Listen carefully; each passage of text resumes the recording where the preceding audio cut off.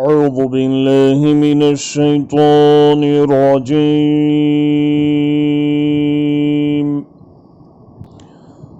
بسم الله الرحمن الرحيم.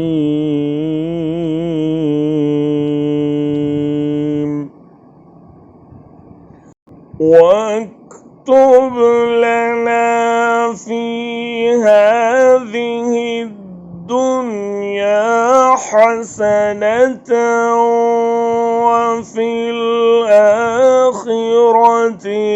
إنا هدنا إليك.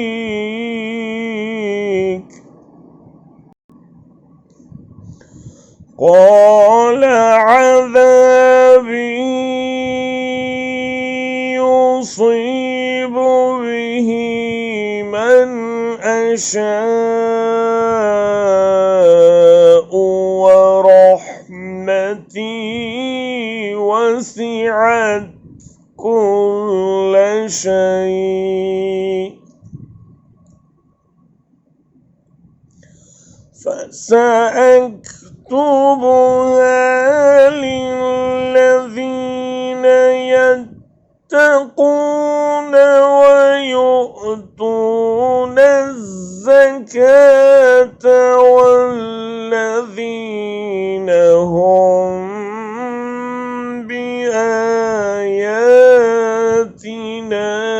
يؤمنون.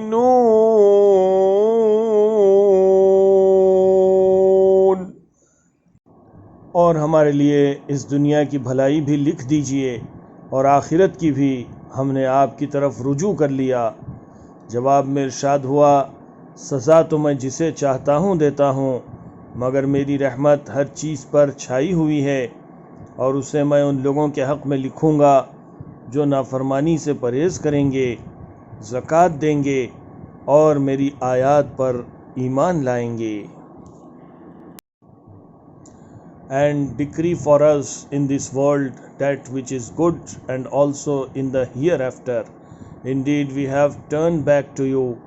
Allah said, my punishment I afflict with it whom I will, but my mercy encompasses all things. So I will decree it specially for those who fear me and give zakah and those who believe in our verses.